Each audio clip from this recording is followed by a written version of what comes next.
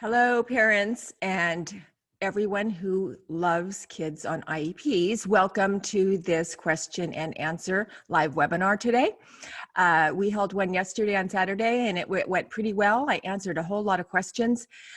Before we get started, I do want to say that I'm acknowledging what's going on today in our country. And I want to just say, that I hope that we can all get up to a place where we respect and love one another and treat everyone with equality and inclusion. I am all about equality and inclusion. That's why I protect the civil rights of children with special needs on IEPs, in special education. Every person is equal, and we are all deserve the same. There's no one above another. We need to look at our programming, how we think, and we need to come together and we need to be one people because we're all the same. So that's all I have to say about that. So in moving forward with what we're doing today regarding what you need to know, parents, in the 2020-2021 school year next year. So first off, I want to say is virtual schooling is most likely going to be at least a component of next school year. I really don't see schools reopening fully like they were before with the whole population, kids going to school in a normal manner. That's certainly not going to happen. There's going to be a lot of changes.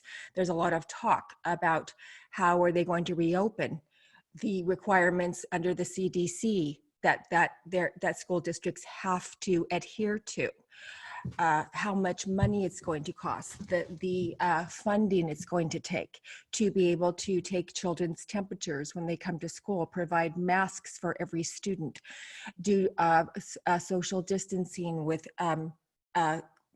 splitting the population of the school and having the desks wider apart. Many things to consider. They're also looking at changing curriculum, changing the way they teach kids, because they know that when they come back, every student, not just kids on IEPs, but general ed students, are going to have regressed because these kids did not receive an education in March, April, May, and June of last school year. And that's just the bottom line. I mean, the districts can say all that they want, that they provided virtual education to these kids, but we all know that that didn't happen. Most school districts provided what they call enrichment learning, which was lists of websites, links, and enrichment opportunities for kids to take part in. And it wasn't required. It was a voluntary basis. Grades could not decrease, but they could increase if they or those kids were able to adhere to whatever standard that particular teacher placed upon a child's grade increasing. It was very it happened overnight. No one was prepared for it. We had to throw it together as quickly as possible. Some districts were able to do this, and those districts that were the districts that already had very strong technology in place, very strong IT departments. Children were already used to accessing curriculum online through technology because those kids already were provided with devices through their local school district. The districts that did not do that were the districts that struggled. We know that it was possible to provide virtual schooling through technology because private schools and non-public schools were very successful in providing equitable distance learning during that time because they were already set up to do so. All those educators already were very skilled and already learned how to teach online, how to provide online education, how to get on and actually teach a class virtually to their classroom. I spoke to many of my clients that do have non-public schools, and they reported to me, oh, that my kid's doing wonderfully. They're providing the entire IEP virtually. It's just as if he goes to school. He has his schedule one after another. Each teacher gets online. Each teacher teaches their class just like they were in school. That the one-on-one aid is still providing. If they had a behavioral aid, the behavioral aid was still providing their services. They still receive their speech and language services virtually. Occupational therapy. Now, of course, OT or PT, you can't, it's a physical, you know, the specialist is working physically with the child most of the time. So those kinds of things obviously cannot happen. But what can happen is that service provider could have still worked with the parent to support the parent with how the parent can, or the aide, or whoever was working with the child, to implement and embed those strategies, whatever it was, an OT or PT or whatever discipline, into the accessing of the curriculum. So there is innovative ways that it could have been done. Secretary DeVos, that was her guidelines that came down from Congress were districts are to be innovative and creative in working with parents collaboratively in order to meet the needs of students and to make sure that students continue to learn and to be provided with challenging goals commensurate with their abilities. That was what was expected. IDEA was not waived. Nothing in IDEA was waived. They did say flexibility regarding timelines, because it obviously is going to be a little more difficult to adhere to timelines, but flexibility means flexibility. It doesn't mean waiving IEPs, annuals, triennials. It doesn't mean waiving here's some links and here's some websites, parents, you do it, and you're not going to get anything else but some links and some websites and an office hour to come ask me some questions about it. Or if your child has a question, that's not flexibility. That is not trying. And they were absolutely supposed to implement IDEA, and your child's IEP was supposed to be implemented. So right off the bat, I want to get that straight with parents, because I'm continuing to receive questions about what do I do if I got nothing? Was my child's goal supposed to be worked on? What do I do if I didn't get speech and language services? So we're going to talk about all those things today.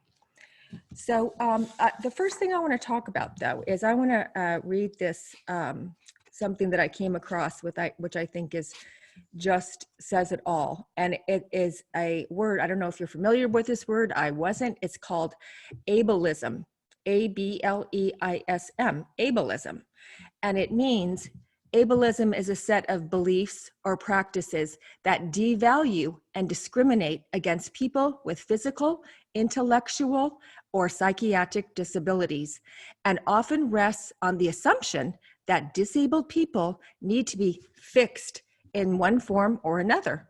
Ableism is intertwined in our culture due to many limiting beliefs about what disability does or does not mean, how able-bodied people learn to treat people with disabilities, and how we are often not included at the table for key decisions.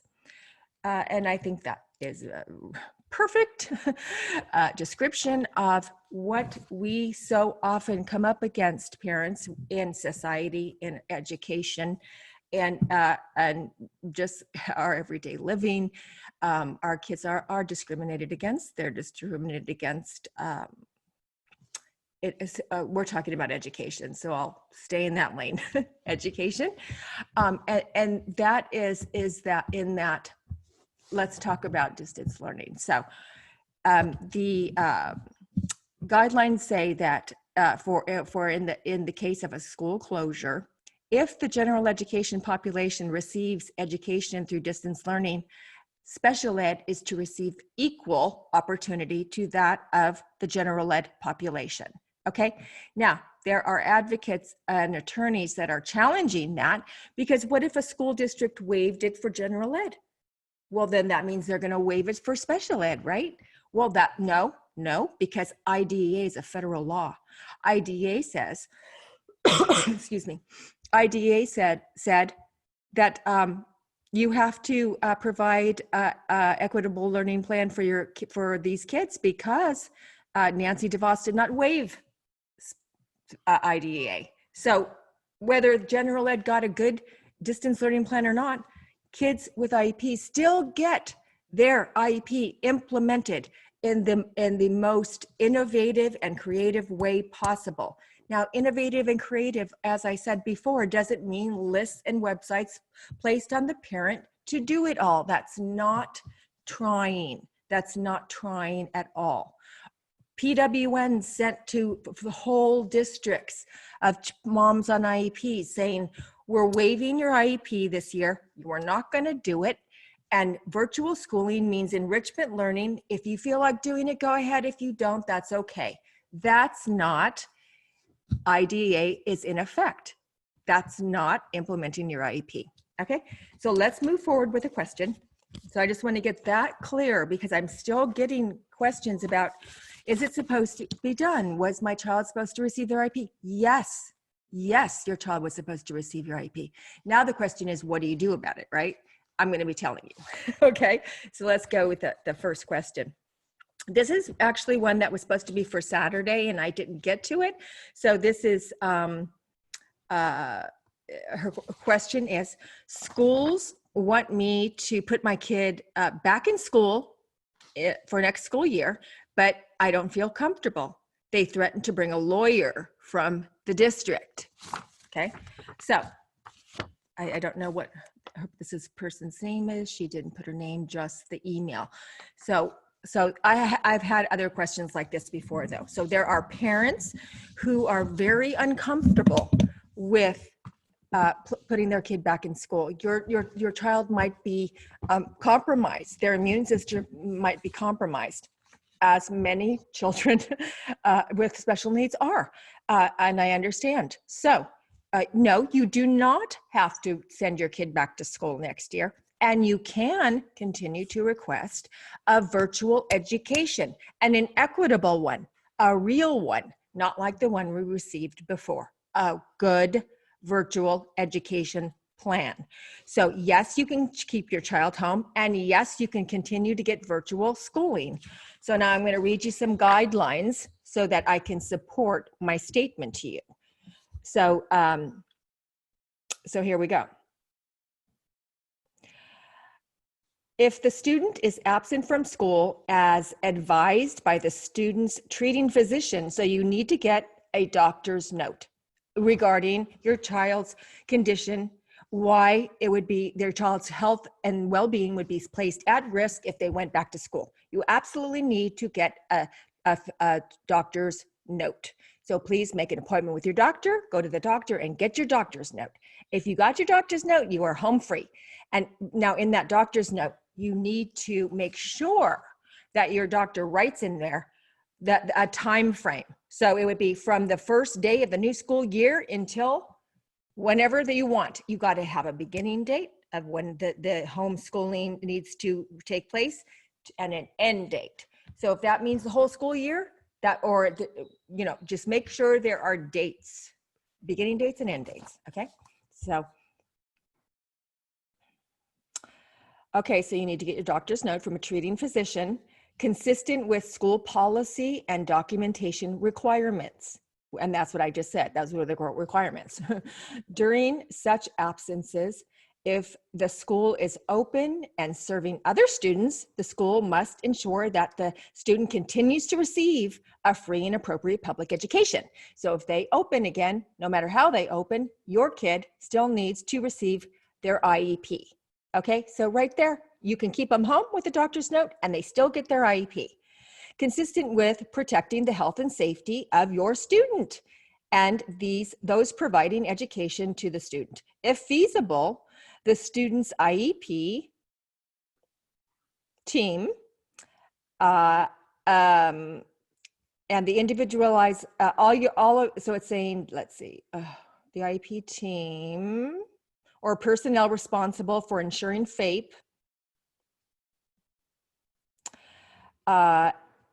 must determine if some or all of the identified services can be provided through an alternative and additional method. So you're going to have an IEP meeting and you're going to determine what is your child's distance learning plan or homeschool plan virtually going to look like.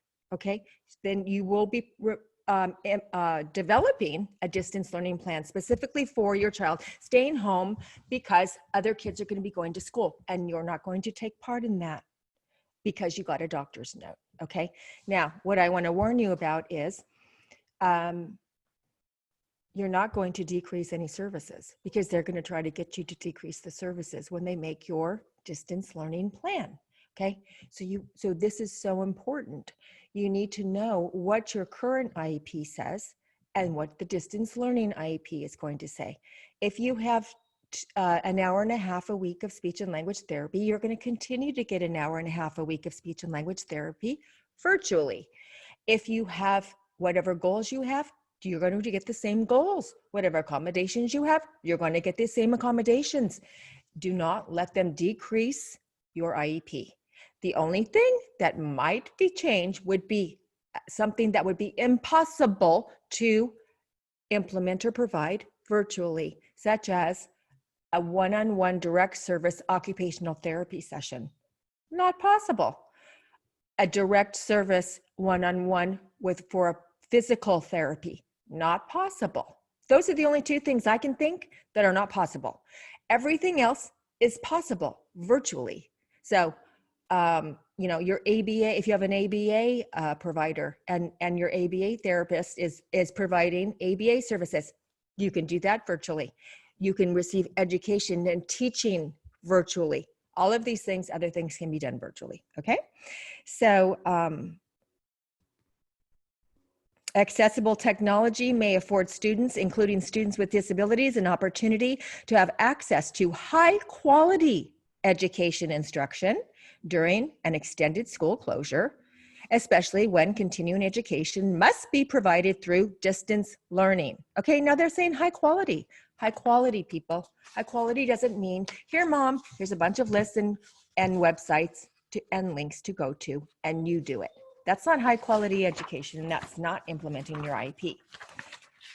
Also, if they, give you the runaround about this, home and hospital is an absolute already there. It has nothing to do with distance learning. You can just say, I want home and hospital, okay?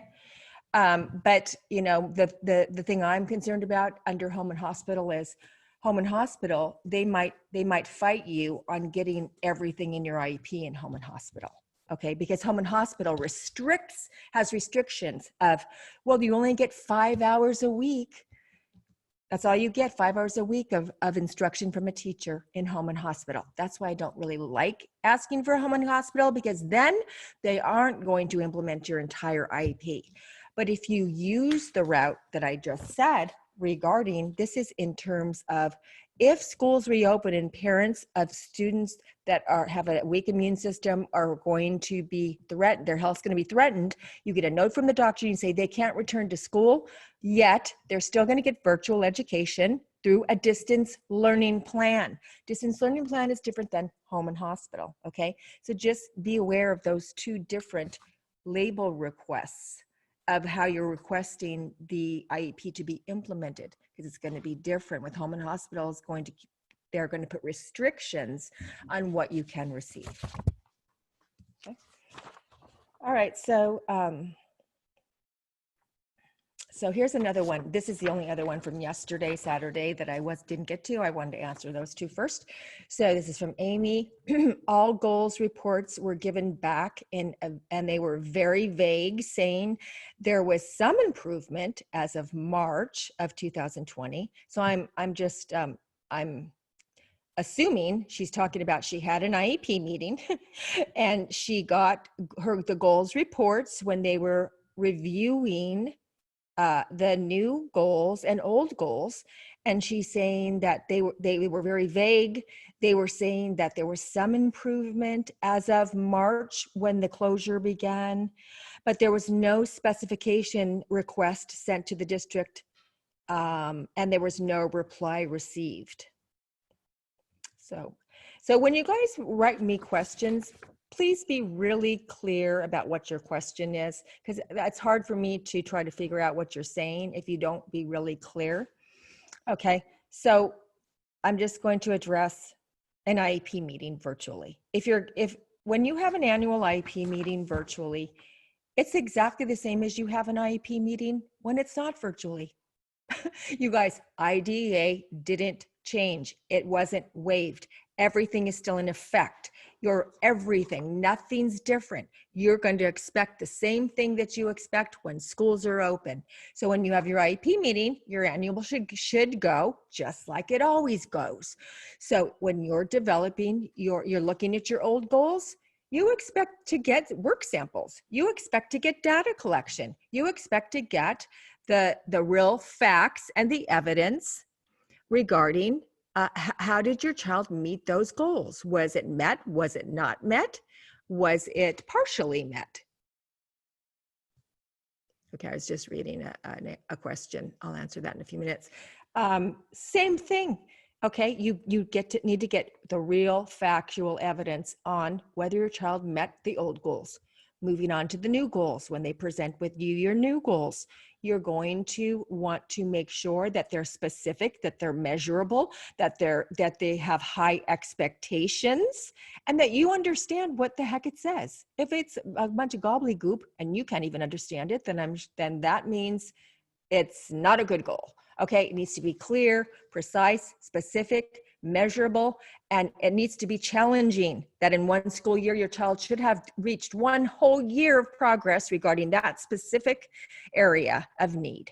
Okay, so SMART goals. If you guys look up SMART goals, and then you'll start understanding what a real goal is supposed to look like. If they're not, then you need to work with your IEP team to rewrite those goals.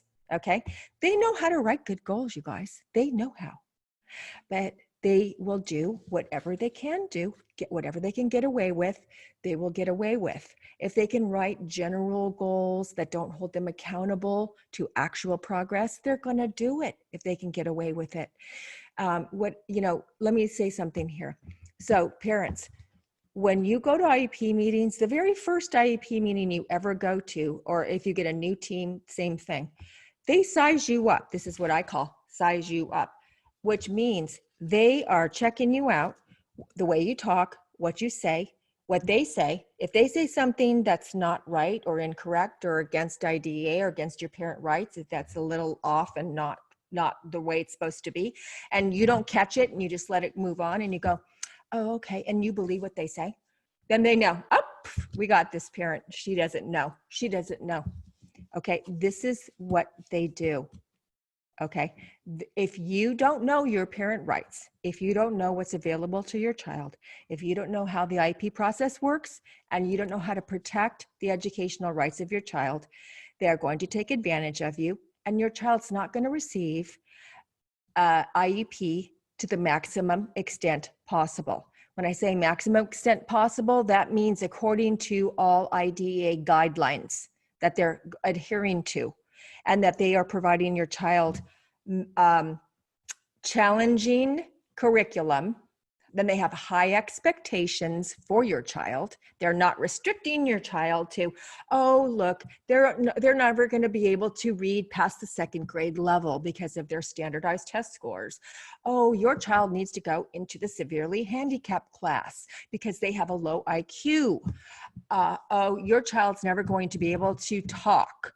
When they say these kinds of things, that's not high expectations. Okay.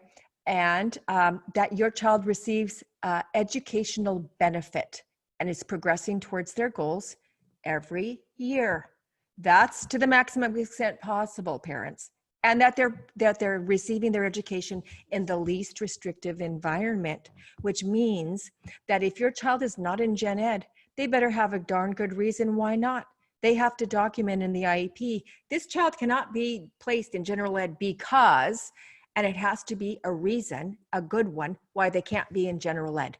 And then if they can't be in general ed, you go to the first level of special ed, not the second level or a severely handicapped class. There's different levels of special ed classes, parents, and you need to learn that, and you need to know where your child is placed. Okay, so then she talks about a district not replying to requests for her IEE since October. Okay. October, November, December, January, February, March, April, May, June.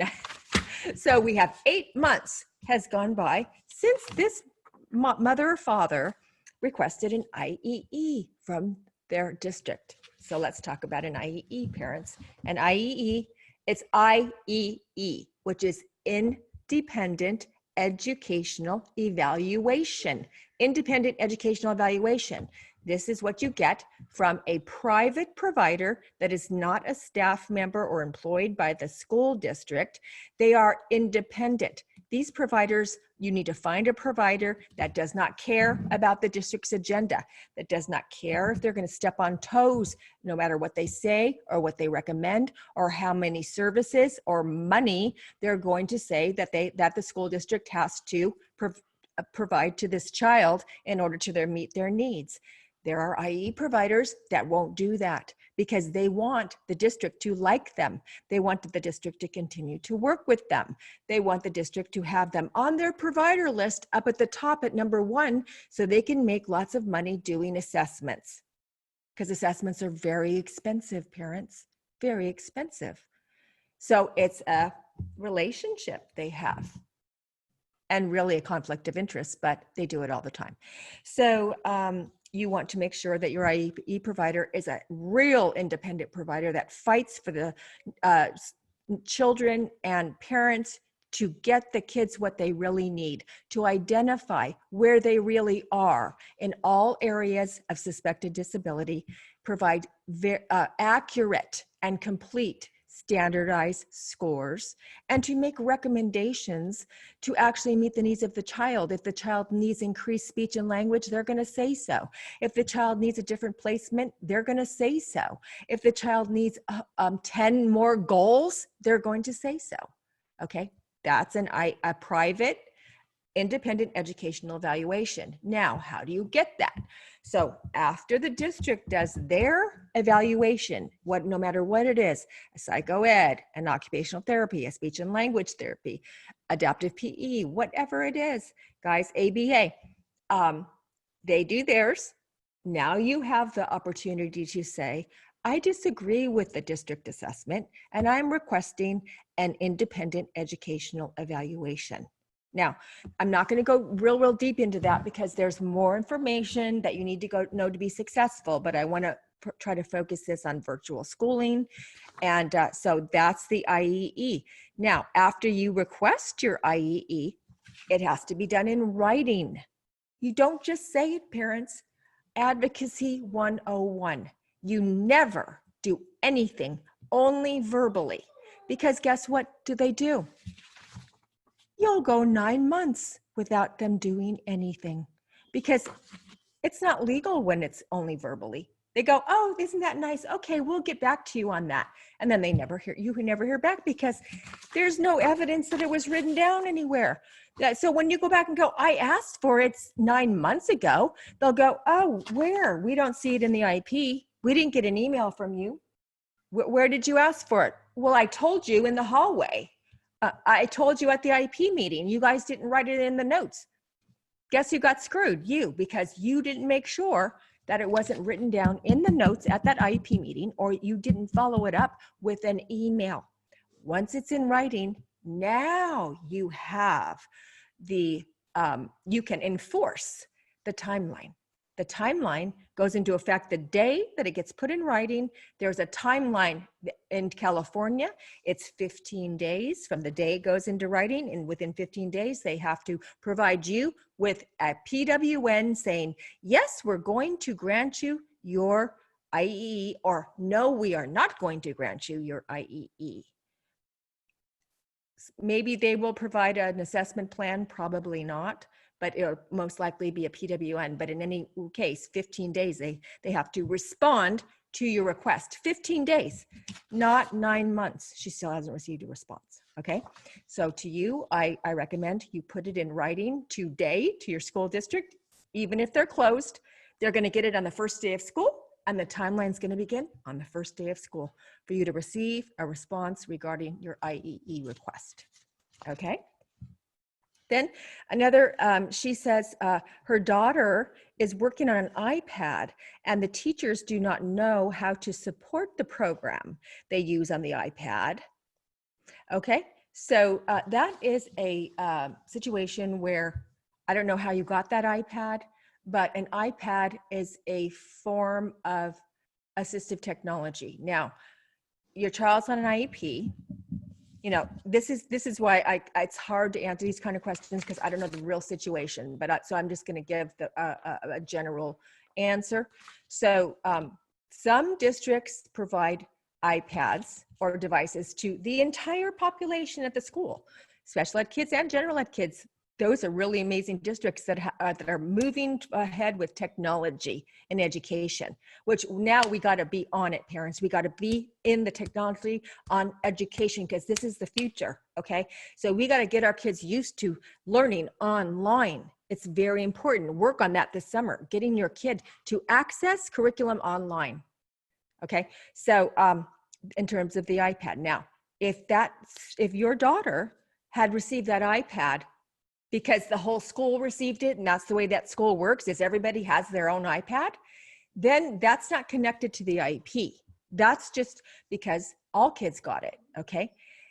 Now, in terms of you trying to make sure the teachers know how to work with your special needs child on an IEP to access the curriculum on the iPad, now you need to ask for an assistive technology assessment.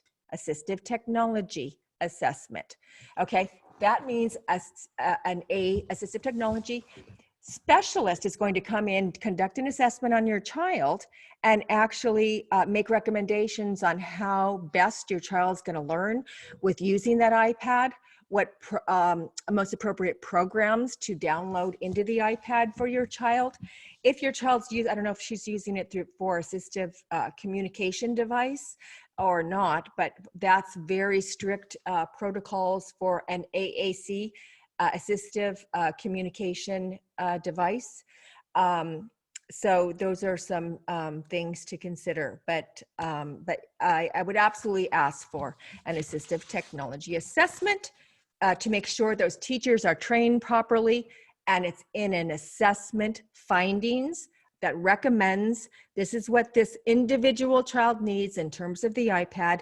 This is how the teachers need to be trained so that she can have access to curriculum on the iPad. And it has to come through an assessment in the recommendations, which are then transferred to the IEP and agreed upon and implemented. It has to be written in the IEP after the assessment recommendations come in. Okay, so I hope I answered that question.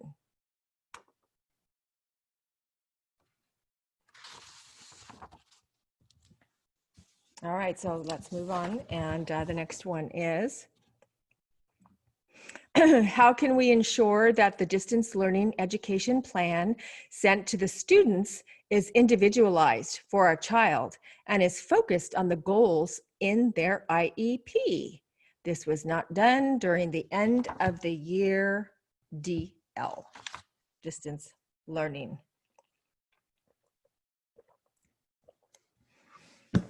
Okay, so I'm assuming that what this person's saying, because I know this person, that she's saying that what happened in this district, and this was similar to many districts across the nation, how they handled this is they sent out a blanket PWN prior written notice to every parent on an IEP. And in that PWN, it said different things, but these are some of the things it might have said. We're waiving the annual IEP or any IEP we're going to have this school year. We're waiving it, and you'll hear from us next school year about when we're going to be scheduling it for you. And it also said this school year, school buildings are closed. You're not going to receive your child's IEP. Most likely it didn't say it like that, but what it said was, in other words, that was what it meant, but it said virtual schooling is now, in place. And that means that you are going to be receiving enrichment opportunities for your child. You'll be contacted by your case carrier and how that's going to go.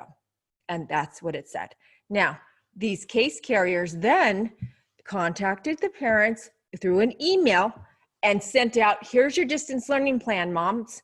And so they made out form all, the same scripted distance learning plans for every kid that said, here's your plan.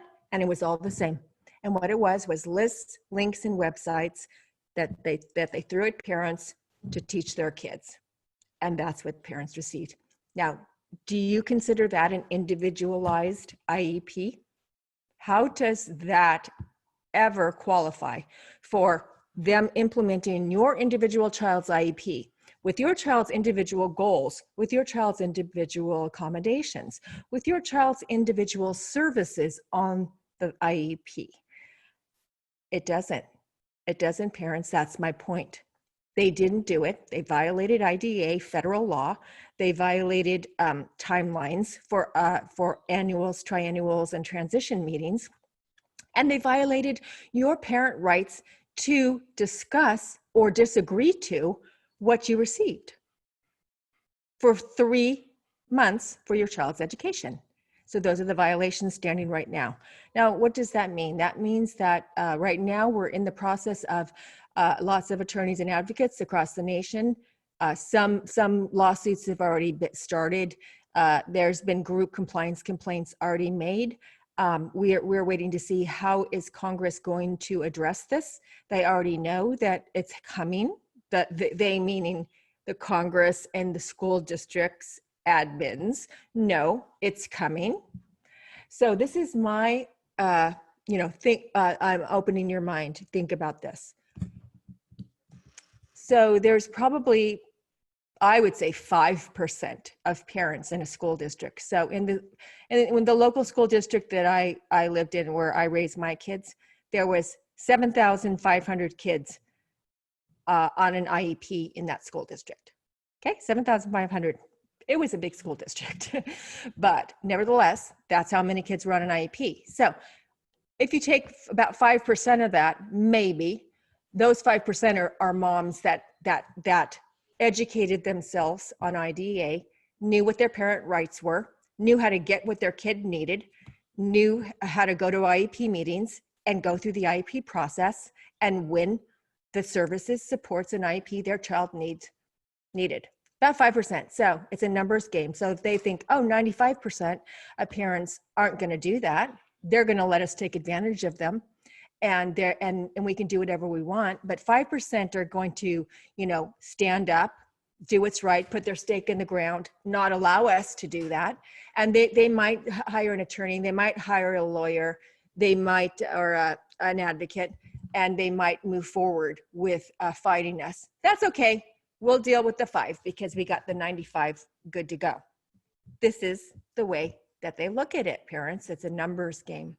So are you going to be one of the parents that's in the 95 that doesn't do anything or allows them to misrepresent what distance learning means, to hush and diminish and dismantle IDEA? Because this isn't done yet, parents. We're still looking at virtual schooling. That's why I'm offering the Parent Brigade. I don't know if you parents have seen it yet, but it's all over my Advocates for Angels Facebook page. That's why I'm doing so many lives and Zooms and town hall meetings every Wednesday night, because I want parents to stand up and say, no, you're not going to dismantle IDEA. You're not going to diminish 50 years of us fighting for our children to get equal educational rights, equal to a general ed kid, for us to be able to have the opportunity for our children to have the best chance at a future. even though they might have special needs, to be able to reach their potential in life, the same opportunity as every other child that goes to school has. Every kid has the chance to reach their potential in life. And of course, it's up to us, and it's up to how they get their education, and it's up to them how they're going to move forward in reaching their potential. But our kids don't have a chance because they already are discriminated against. They're segregated by putting in special ed classes. We have to fight for the least restrictive environment for them to be educated alongside their typical developing peers. We have to fight to make sure that they get the services, the goals, and an access to education that they deserve. But if you don't, they're not going to get it because schools districts don't give it to us parents. Now, some of you this might be new information to you and you might be really surprised at this, but this is because it's a government agency. It's a bureaucracy. It's an institution. And bureaucratic institutions, that's how they work. They work by their priority is their short-term funding. That's how they work. And even though there are amazing teachers and administrators that really, their heart is with the children, because when they go to school and they want to go in, I want to help kids with special needs. I want to be a special ed teacher. I love these kids. They might even have a child, or they might have had a brother or a sister, and that's their intent when they go in. And I know I am friends with lots of them. Then they get caught in the system, in the institutional bureaucracy, and they get gag orders placed on them.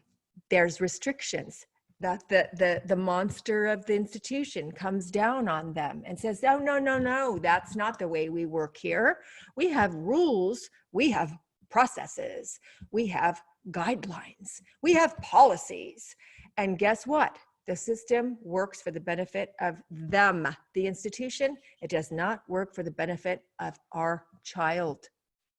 Even though the Individuals with Disabilities Education Act does protect the rights of our child, but you know what, parents? It's not enforced. And guess who has to enforce us? We do. We have to enforce it. So they're going to sit there and get away with whatever misinformation, disinformation, not telling you what to do, not helping you or giving you information. Oh, your child needs this. Oh, we see a teacher saying, you know what, I really think this would help this student. I'd like to see this student get a specialized reading program because they're 3 years behind in reading. But I think they're so smart and I think they can catch up. They have dyslexia. They need a reading program. You will never hear any teacher say that. Not that they don't want to, but they can't because they're told not to. They're told, don't you ever tell a parent anything that's going to cost us any money or have to change a kid's program, have to add anything, have to do anything. They have gag orders placed on them. I've had so many times over the past 22 years in advocating, parents come to me and go, well, someone from the school district gave me your name, but they told me I could not tell anybody because their job would be on the line. They would get in so much trouble and they're really, really scared. So I can't tell you who it was. I'm like, that's fine. You don't have to tell me who it was. This happens constantly, parents, constantly. So it's the institution, parents. Now, until you get that through your head and understand, they're not your friends. They're not going to help you. And the ones that are your friends and want the best for your child, they can't help you. Excuse me. Sorry, guys. Sometimes I get this little frog in my breath. Okay. Hopefully it's going to go away. So anyway, back to the question. You got me off on my soapbox, right? TL plan sent to the students. Okay, so how do you get a good DL plan? I kind of been talking about that for the past 10 minutes. It's up to you. It's up to you to hold your IEP meeting and you to put in writing in your parent agenda this is what I want for my kid. This is what I want for a good distance learning plan. And then you have a discussion, and then you make sure they document it in your IEP. And so these are some of the things that I teach you in the Parent Empowerment Brigade. That's why I'm offering it, because if parents don't learn this stuff, you're going to get taken advantage of. Distance learning is the part of our kids' future. It's a whole new can of worms that's been opened up, and parents need to learn this stuff. So I developed a membership program for parents, a very low cost, monthly cost. You get to be with me twice a month on a live call. You get to ask me questions specific to your child's IEP, where you're stuck, what you need. You're on my Advocates for Angels Academy page, where I teach big courses to parents on, do you want to know your parent rights, parents? Do you want to know how to be what you don't want to know what I know? Here's a course. Now that's a very intensive, long, big course that takes study and investment in time, but that's not this. I came up with a way that during this crazy, insane time that we're living in today, so that you can quickly meet with me virtually. I give you the scripts, the forms, the letters, the how to write a parent agenda, how to disagree with your IEP, how to take a documentation regarding your child's present levels, and documentation to say, I want compensatory education during this time. All of that stuff is on the membership page on my website.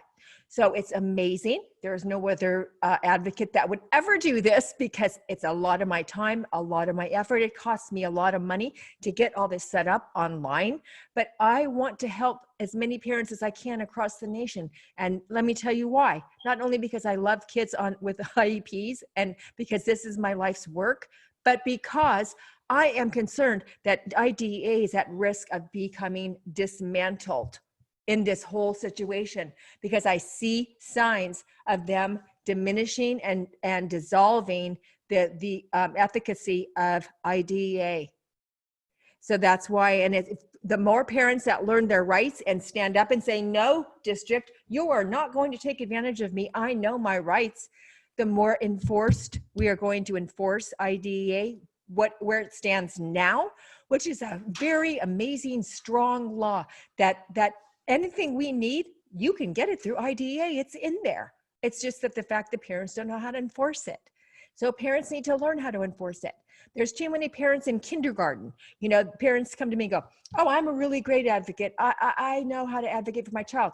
No, they're probably in first grade in knowing how to advocate for their child. You know, and then I have parents that, and you know why? Because you don't know what you don't know. You don't know what you don't know.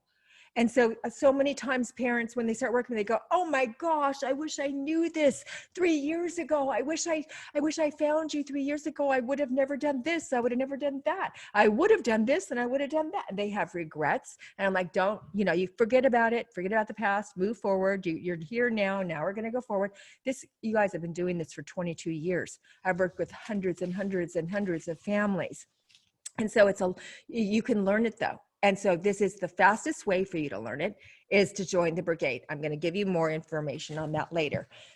So let's move on to the private agencies. Can we go to private agencies and get district compensation? So what this mom is asking is, if, during the school closure, they didn't give services. Let's use it as an example, speech and language services.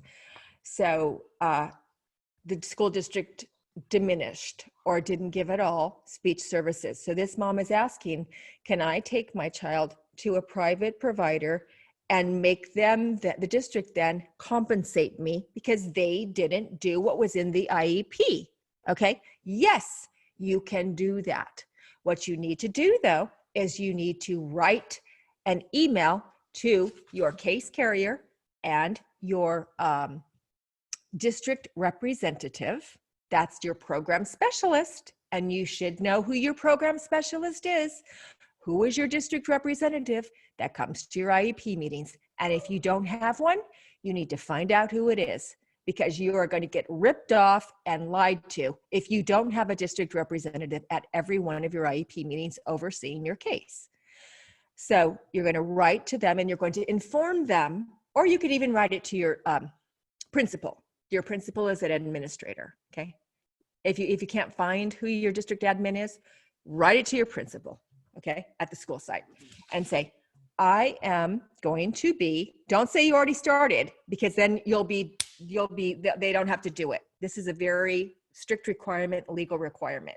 You have to say, I intend to begin to take my child to blah, blah, blah, blah, blah, to receive the speech and language services identified in my child's IEP because the district failed to provide these services for my child during school closure, or whatever you want to say. But the point is that you have to inform them you are planning to do this before you even schedule. You need to inform them, okay?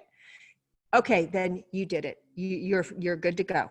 Now you can go schedule, and you can say, take your kid, okay? You keep all of the bills, all the invoices. You even ask for that service provider to write up some progress on goals, because you're going to take the IEP to that service provider and you go, here's my child's goals in that area. Please work on them, because you have to act as if that person is going to be the speech and language pathologist, equal to, what do they got to do? Work on the goals and objectives. That's what the district's going to pay for. If that person doesn't work on the goals and objectives, they're not going to pay for it. It has to be the IEP implementation. That's what they're going to pay for. So it's got to be the same thing that the district service provider would be doing. So working on the goals, and they have to be responsible to write up progress on goals. What did they do during those sessions? What goals did they work on? How did that child progress towards their goals? That is your evidence that you take back, and and when you're done, you present that to the school district and say, here's how many times I went, here's how much it cost me, here's the progress on goals from this service provider. And you can even invite that service provider to come to an IEP meeting and present what they did. It's not necessary, but you could, if you really want to fight to get them to refund you and reimburse you for those services. But that's how you do it, and you can absolutely do that. And a lot of parents are doing that.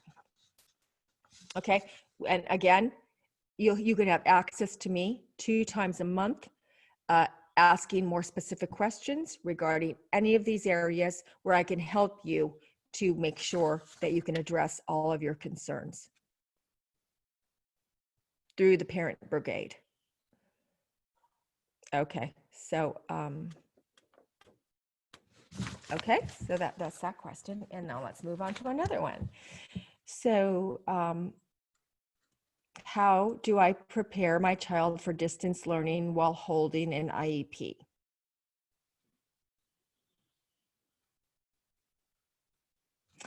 Okay, so I'm assuming she's saying prepare your child.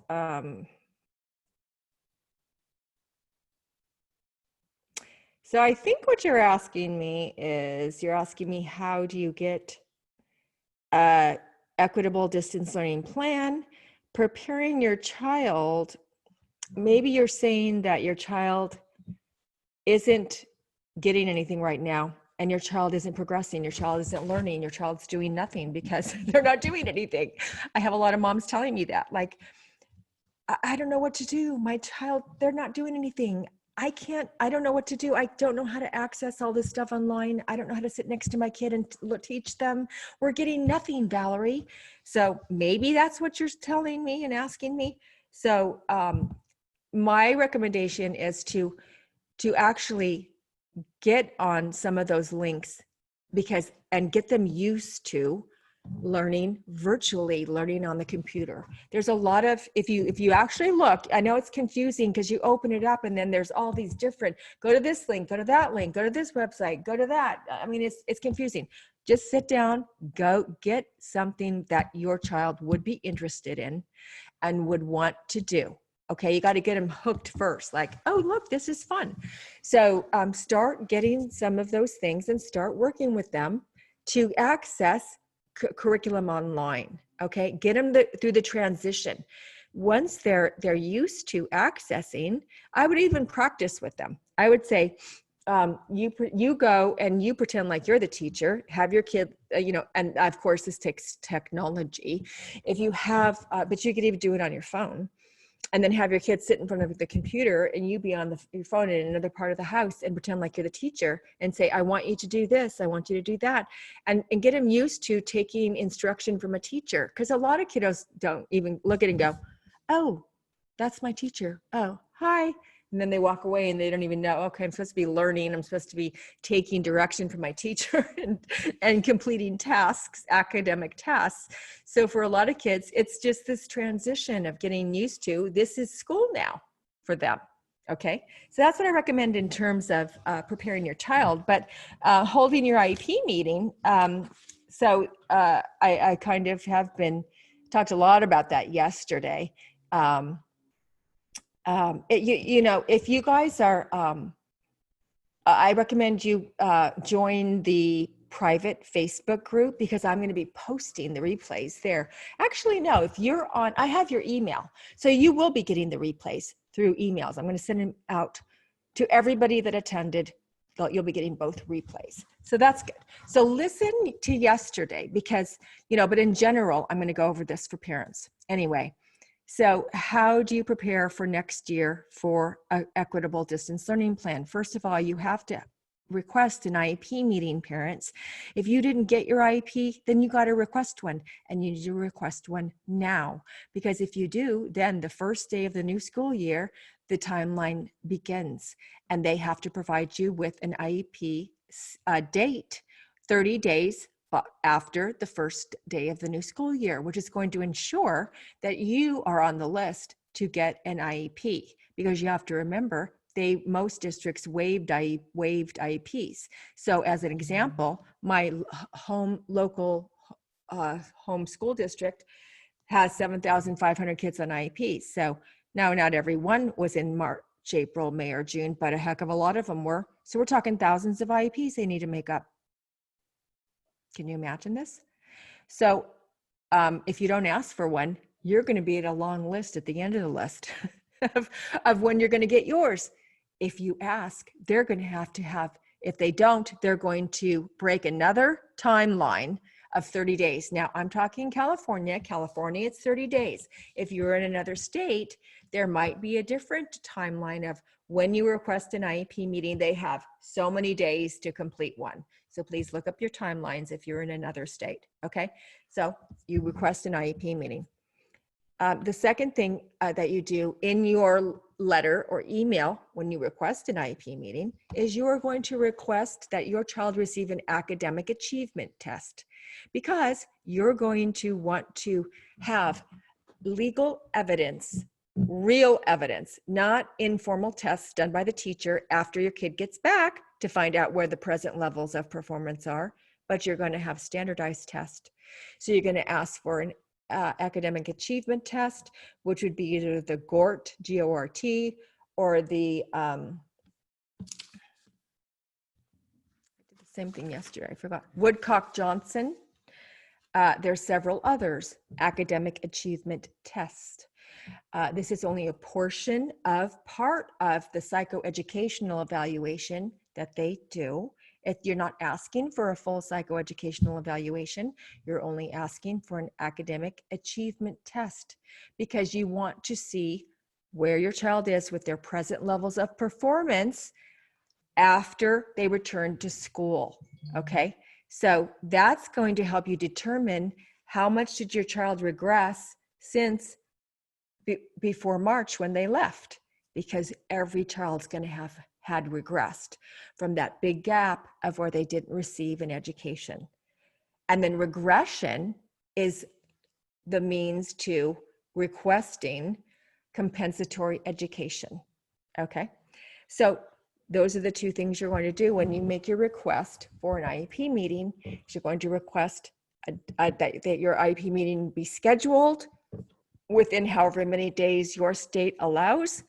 And I would ask for within the first 2 weeks of school, especially if you were a parent that got the blanket PWN and said, oh, we're not going to do your IEP this year. See you next year. I would say, I got the PWN and I am requesting that my annual that was due on April 20th be conducted within the first 2 weeks of school opening. That's what I would say. Or even if schools don't opening, within the first 2 weeks after school resumes for the 2020-2021 school year. This is what I would say. Then you're really in there where, because that you have every right to ask that, parents. They just waived your IEP.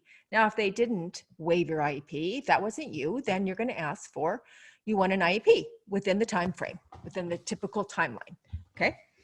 And then you're going to request your academic achievement test, okay? And then you're going to go in and you're going to look at your, you're going to make your parent agenda, and you're going to list in your parent agenda how you were unsatisfied with the virtual schooling.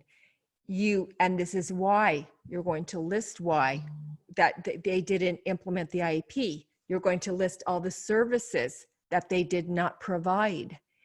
My child missed 20 speech and language sessions of 30 minutes apiece. My child missed 15 occupational therapy sessions, direct one-on-one services at 45 minutes each. My child's IEP was not implemented. No one worked on the goals. No one worked on accommodations. I didn't receive my ABA intervention. The ABA therapist never even contacted me. Or they sent me an email and said, hello, how you doing? Or they got online one day and talked to my child and said, hello, I hope you're okay. And that's all they did. That's not implementing the IEP. You need to document in your parent agenda prior to your meeting. And then you're going to have all of that as a discussion. And how are we going to move forward for next school year? This is what I need for my child to receive an equitable distance learning plan. I need my IEP implemented virtually, basically, is what you're going to ask for. And then I would just go through every single thing in your IEP. And I would say, why can't this be implemented virtually? Why can't this be implemented virtually? Why can't, that's what I would do if I were you guys. And like I said, the only thing that can't be implemented virtually is when they work physically with you. APE, adaptive physical education. How can that be done? Okay, it's just common knowledge, not common sense, you guys. Everything else can be done virtually. Okay, this is the law. This is what they're requiring, but school districts don't want to do it. And let me tell you another reason why. This is some insider looking at the facts here.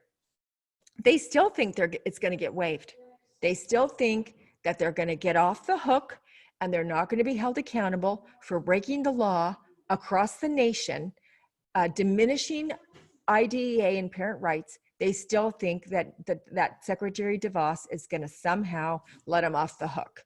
Because if they don't, there's going to be a lot of hearings, litigation, complaints. It's going to be, how could that not happen in this situation? So, okay. So was that question. How are we doing on time? Okay, it's just about an hour, so I have just a couple more questions here.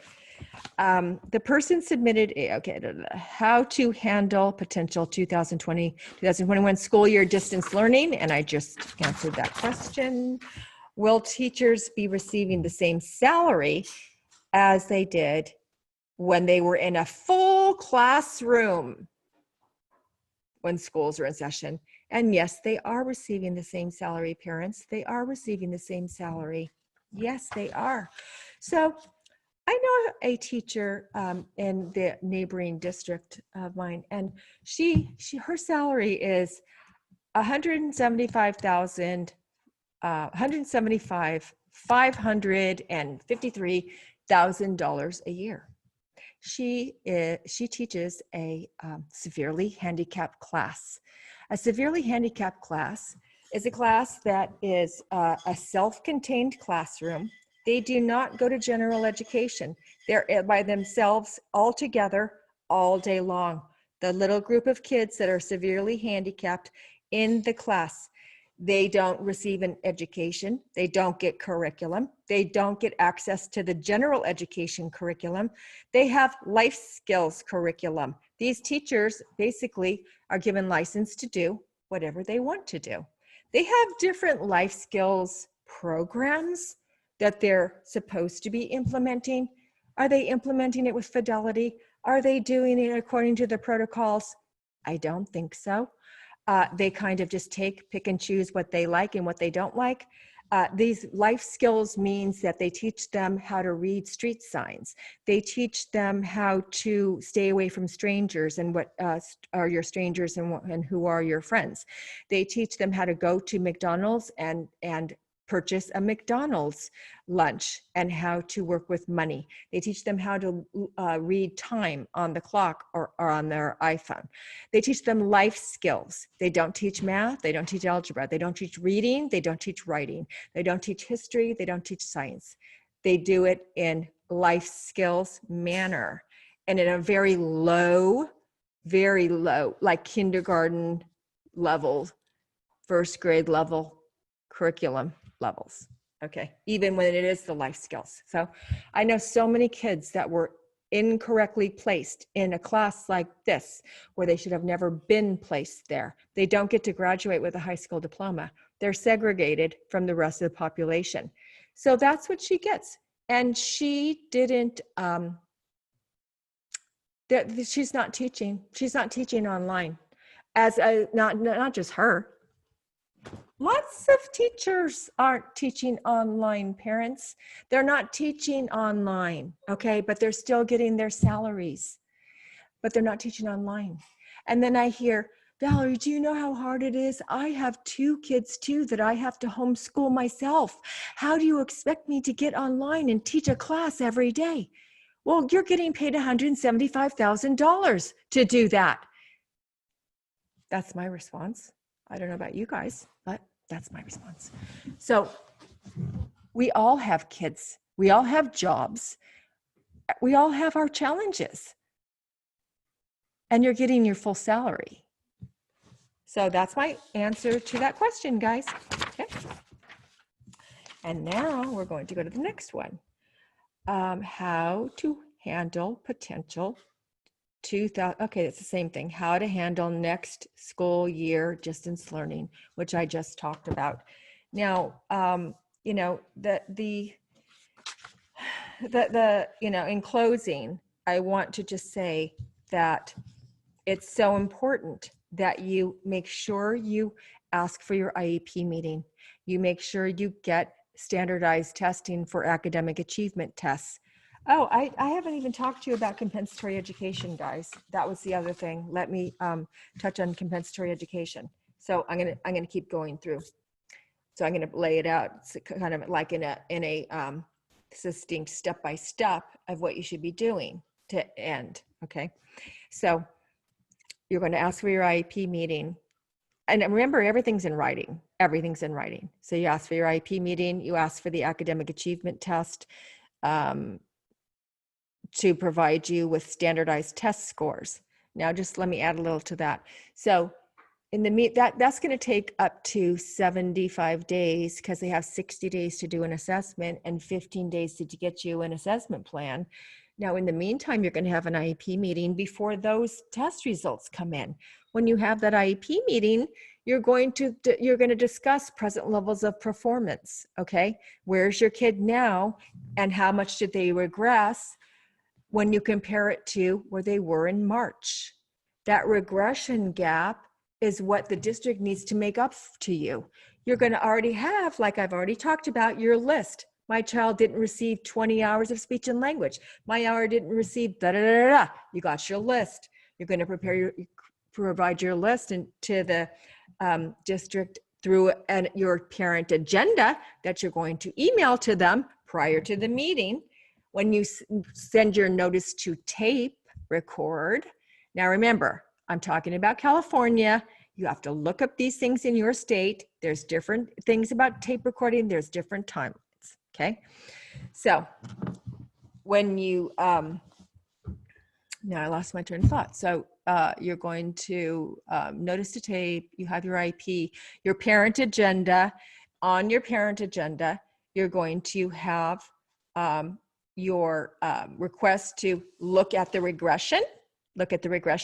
Now, how are they going to look at that? Those teachers are going to do their typical way of how they determine present levels of performance. And Liz, this is kind of answering your question too. So the typical way of the present levels of performance when in an annual, how do teachers come up with that if they don't do an academic achievement test, a standardized test? They come up with it by doing informal tests. They look at test scores, they look at work samples, they do observations, and they just put their own. This is where I believe your child is regarding reading comprehension, regarding math, regarding writing, regarding all areas, reading fluency, and so on and so forth. And they write their present levels, okay? So this is the problem though. If the teacher, it's just her, opinion based on maybe some work samples, they can easily make it so it looks pretty close to where they were when they left in March. They're going to go, oh, look, your child didn't regress. Isn't that wonderful? You must have done a great job, Mom. You must have done really good working with your child all that time, all over those 3 months. Oh my gosh, you're an amazing mom. Gee, thanks. Oh, so many other kids regress so much, but your kid didn't. So guess what that's going to do? You're not eligible for compensatory education because your kid didn't regress, okay? So then that's why you're going to be waiting to get your standardized scores because standardized scores don't lie. It's not an opinion, okay? And then you're going to compare that to the present levels prior to the end of the school year. And then you're going to talk about compensatory education and how much your child regressed, okay? Okay, guys. So now I'm going to read you a couple things regarding regression, okay? And comp ed, okay? So will my child automatically qualify for compensatory services or extended school year after schools reopen? Possibly. Some school districts may determine that they will automatically provide compensatory services or ESY to certain students under certain circumstances. Now, what do you think that means, guys? Automatically provide comp ed and ESY to certain students under certain circumstances. That means the parents who know how to do it. The parents who come in and just go, don't say a word about comp ed, don't say a word about regression, don't say a word about, is my child going to get ESY to make up for all the time that they didn't get their IEP? If you're not going to say it, they're not going to give it, and they're not even going to bring it up. It's right there in black and white that they say that, okay? So some states may offer additional services after schools reopen without calling it the services compensatory services. So now they're saying some states are just going to make it a wash across the board. Okay, look, we know parents are going to be saying that they want comp ed. We know parents are going to be saying their kid regressed. We know parents are going to be saying they didn't get what they needed during virtual schooling. So guess what we're going to do? We're just going to write off the bat. We're going to provide additional services after schools reopen. So what those additional services looks like, I don't know, but you'll have to see when they get back. They might say, oh, we're adding this new program to catch the kids up. They might say, oh, we're going to have a reading specialist come in and work with the class for 15 minutes every day to have the kids catch up. I don't know. You have to see what that means. But my concern to that is that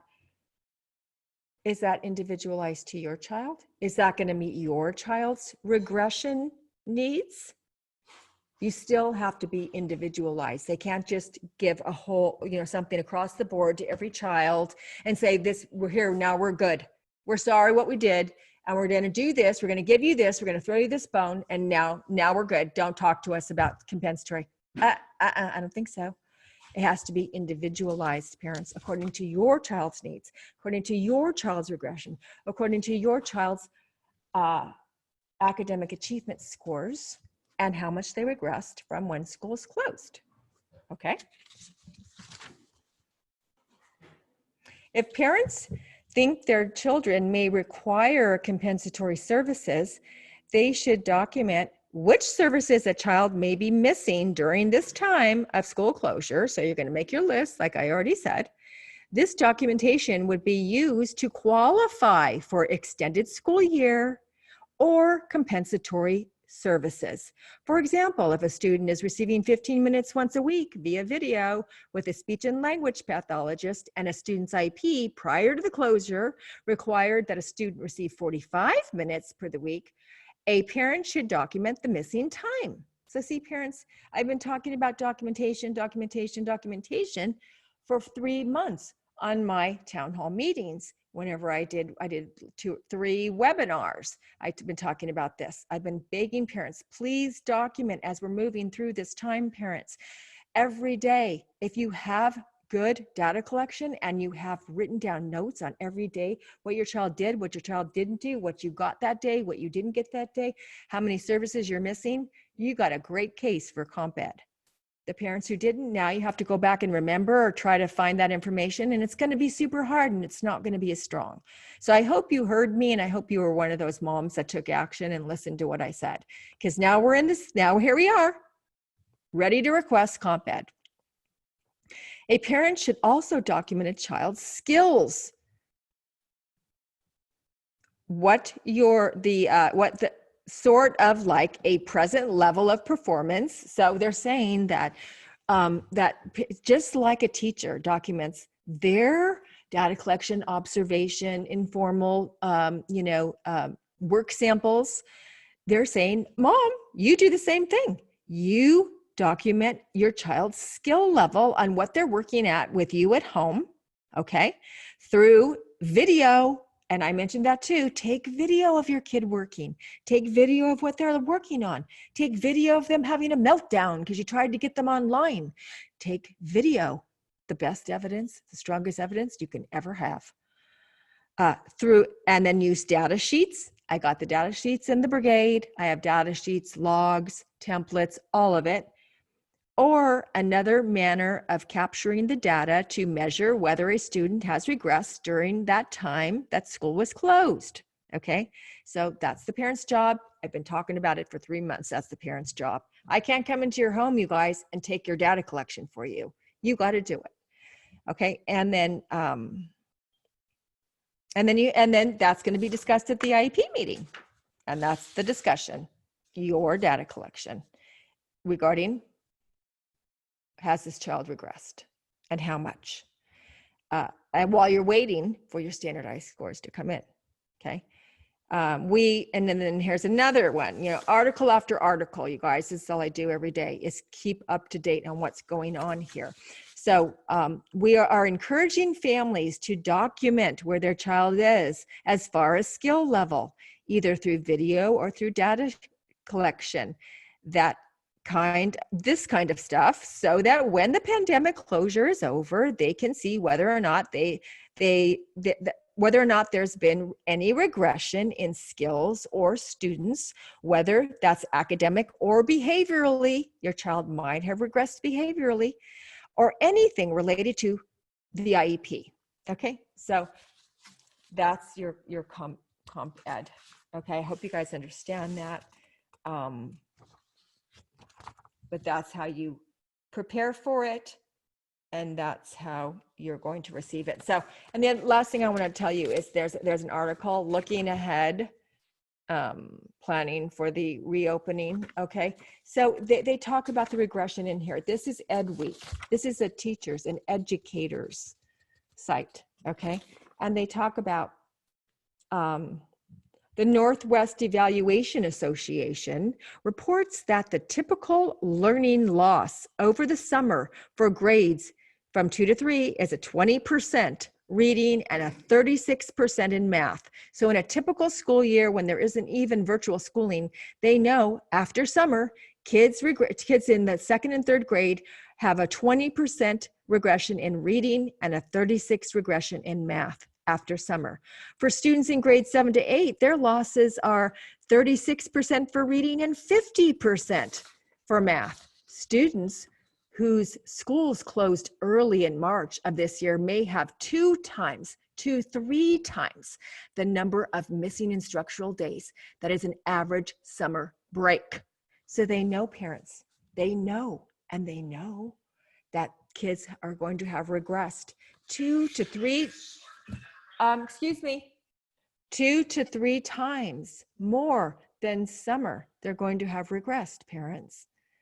So they know it, and now you know it. But if you don't ask for it and you don't fight for it, you're not going to get it. And I told you how to do it. So, but I know there's going to be lots of other questions you're going to have, and that you're going to, get stuck on certain things. I have all that information on my brigade website, membership website. I'm going to be answering those questions for parents. You'll have access to me as you're moving through this. I'm going to continue to teach you how to protect the rights of your child as we move into the next school year. Take this summer to educate yourself, to be an action taker mom, to be a mom that's going to stand up and say, you are not going to allow my IDEA and diminish my rights or my child's rights to receive an education and to receive access to an education online, especially those mommies that don't feel comfortable sending them back to school. You guys got to know what you're doing. You guys got to know how to continue to get an education online. And if they don't open, if we still have half of a virtual schooling, you guys got to know, how do you get a real virtual education? Because they're not going to do it if we don't make them do it. And that's the bottom line, you guys. I speak very truthfully. I'm not politically correct like an attorney, because I don't have to be. I'm an advocate and I don't work for anybody. So I can just talk to you like a normal person, like a mom to mom, parent to parent. I have a child too, Chanel.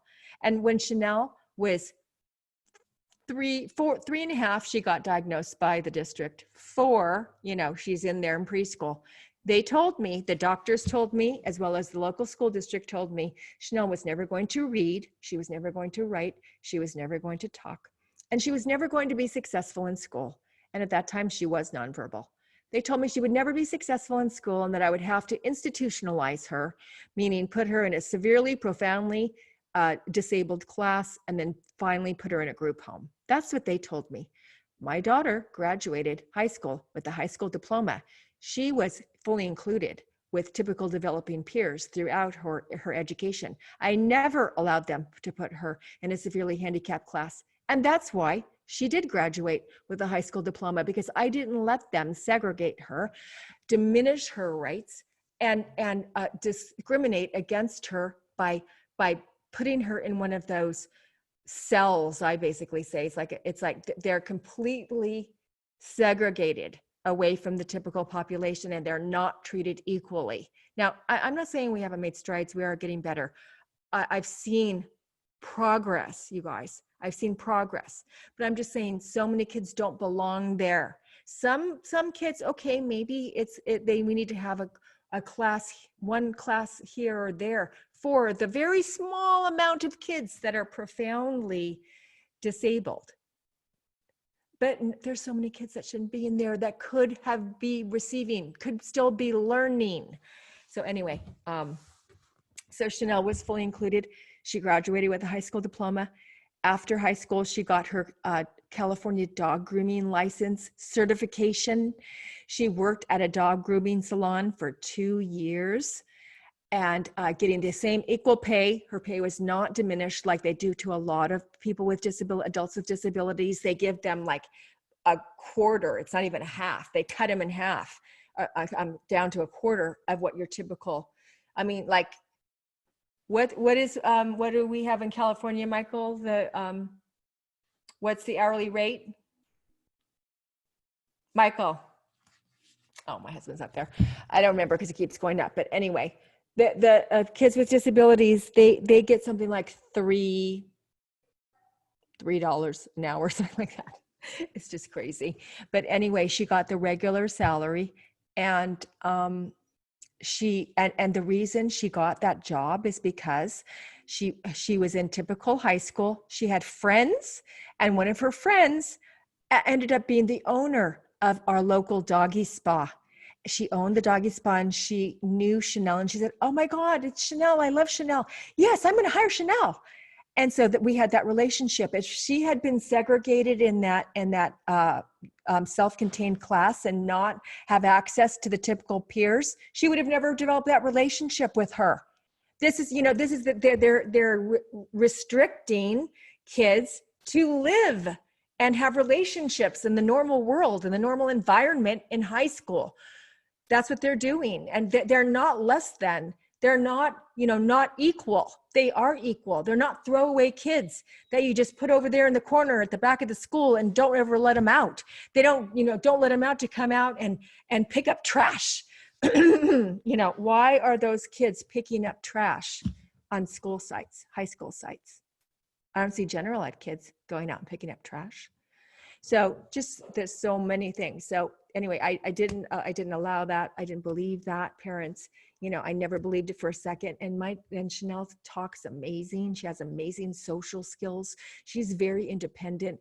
She surpassed every disparaging prediction that they had for my child. And I had to fight year after year after year at my annual IEP meeting when they told me I had to put her in a special ed class, and a severely special ed class at that.